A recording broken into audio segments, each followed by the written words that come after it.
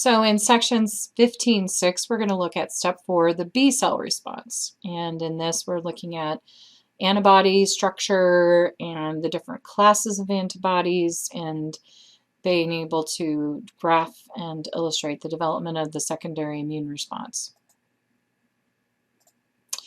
So the basic model of the immunoglobulin is this Y-shaped subunit, and some of the classes of antibodies have one subunit, some have two, some have five.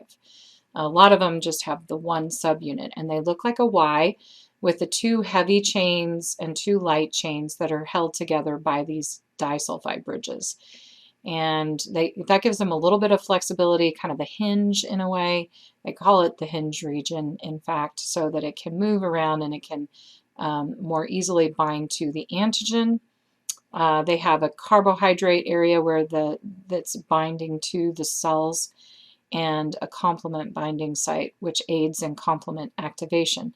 So the C region here is really Fc region, or C is the constant region. It is the part that is the same, and they call it the crystallizable fragment, but it is the constant region. It's the area where everything is pretty much the same for that class of antibody, but the variable region is unique to the particular clone, the antigen, the clone that was selected in clonal selection. So the antigen binding site here is in the region that's the variable region, so everything else is the same, but the yellow sections here that are marked with a V, that part, the tips, are where the antigen binds, and that is the variable region. And so there are many different genes that will come together and have a reassortment of such, and they will make it so that there are so many different possible combinations of these receptors and or antibodies, so that there's no antigen that there isn't an antibody or B cell or T cell for. But anyway, this is the B cell, and the B cell has 5 classes, which we're going to look at, and several different functions. So let's look at that's the structure. So let's look at some of the functions. So again, this is the Fab is the variable region, and then the Fc region, the crystallizable fragment, is the part that serves as an anchor and that is constant to each of the different types. So how they function, there is this hypervariable region that will bind to the antigen, and it is specific to, if it is specific to that antigen, then you have a strong activation, and if it is not specific, then there's no activation. And if there's a poor fit, it's similar but it's not exactly the same, you get a weak activation. And so this happens sometimes, and you get this cross reaction from more than one antigen with the same antibody. But you do have to have a perfect fit will give you a strong activation. So the functions are opsonization, where it coats the bacteria, and that then there's Fc regions, and there's receptors for the Fc region of the antibodies on the macrophages and other antigen-presenting cells and other phagocytic cells. But they eat them up, chew them up, spit them out. Basically, that's the indirect way of killing it. Phagocyte, it targets the cell for destruction, basically, by coating it with the antibodies. And then there's agglutination, where the antigens and antibodies will cluster together because the antigens are connected by the antibodies that are bound to the antigens on the surface. Complement activation is another one, and this is where the antibodies bind and they attract complement. So remember that Fc region had a complement binding site, and that attracts the complement, which then pokes holes in the cell membrane, cell wall. And then neutralization. So you can neutralize with viruses, preventing the viruses from binding to the host cells, and you can also bind the toxins, and that prevents them from binding to host cells. So the functions of the Fc region, it's involved in opsonization that attracts complement as well, and causes the release of cytokines in some cells. So the Fc region on IgE antibodies causes the release of histamine from the basophils and mast cells in allergic responses. So that is the Fc region. So the accessory molecules, there's the J chain that joins the monomers, and that's where you have 2 subunits, and that would be the IgA, and 5 subunits with the IgM antibody class. And so the secretory component is the IgA component that moves across, helps it move across the mucous membranes. So the classes of immunoglobulins or antibodies, there are 5 of them. The order that they are listed here has to do with the frequency, how the percentage of antibodies in the serum. And so you see more commonly, you see IgG. About 80% of the antibodies in serum are going to be IgG. And the least common is the IgE antibody, and those are because they are mostly involved with allergy reactions, and so you're not going to see a lot of those. The number of subunits I think is really important too. You can see there's just 1 subunit for IgG, 2 for the IgM, so IgA, and this is showing the dimer form, but there is a monomer form as well. But IgM has 5 subunits, with each of those having 2 binding sites for antigens, so 10 antigen binding sites. IgD and IgE both have 1 subunit as well. But I want you to note that the size of the IgG is the smallest, and it's because it only has 1 subunit and it is just kind of short and small. The largest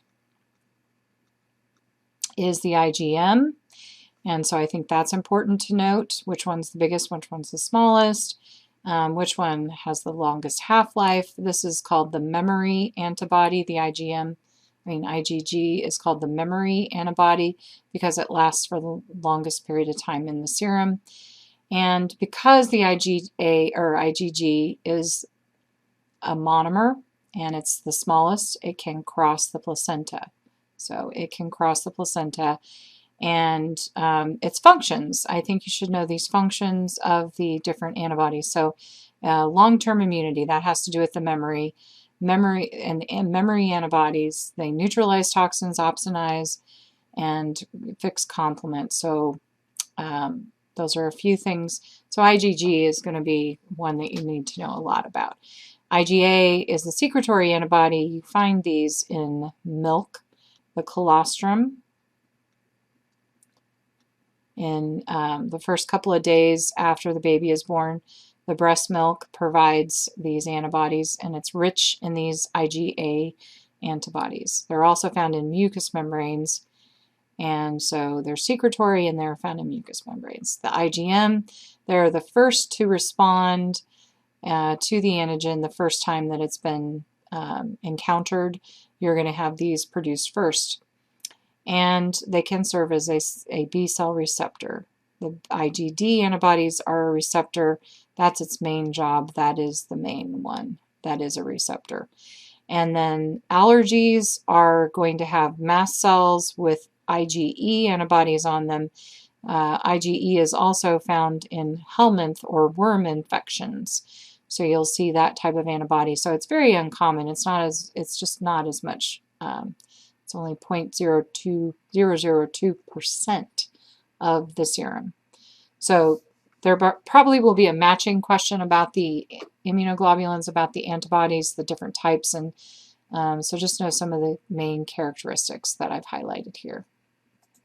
So if you want to monitor your antibody titer, is the concentration of antibodies in the serum, and you can monitor this over time to see whether you need like a booster vaccine or whether you've had a vaccine. Sometimes people don't know if they've had a vaccine or not, so that's important.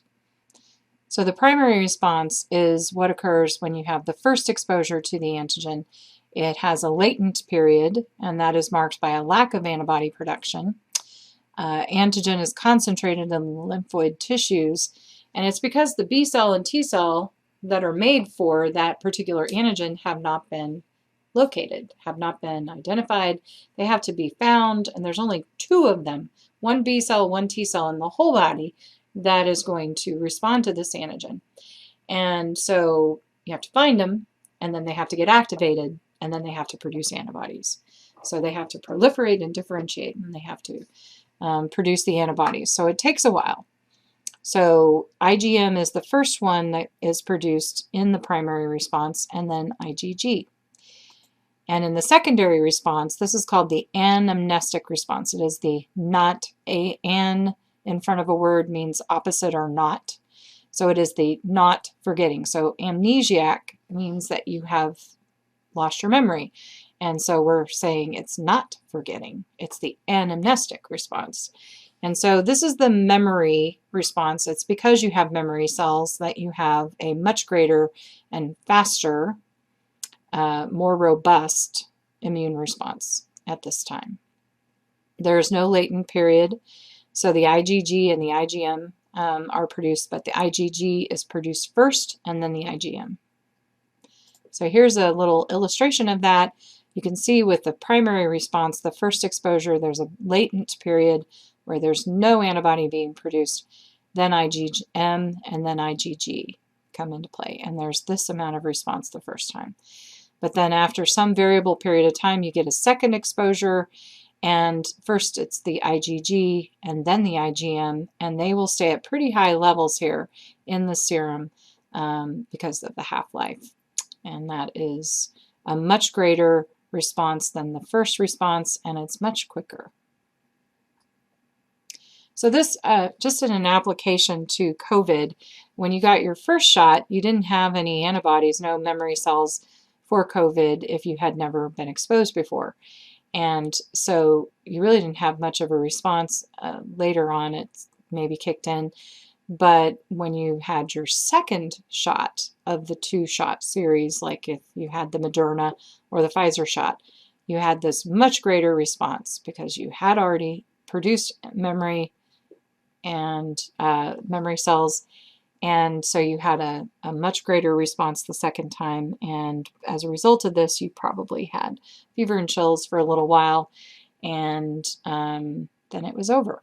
So, you know, you did have a response, and that shows that the immune system was kicking in, and I attribute that to the secondary response because you've already been exposed to the COVID antigens previously. So this concept check is 15.6. Answer these questions. The coating of pathogens with antibodies is known as what? And that is opsonization. The second question, antibodies secreted in the tears, saliva, and mucous membranes are of the blank class. What class is that? So that is the IgA class. And the third question, the first antibody secreted in the primary response is blank. And so that answer is IgM. IgM is the first class of antibodies in the primary response. And the fourth question, the most prevalent antibody circulating or class of antibodies circulating in the body is blank. And if you said IgG, you got it. That is correct. And the blank response for the immune system provides a large concentration of antibodies in a short amount of time. So that is the secondary response because you have no latent period, and that is all for section 15.6.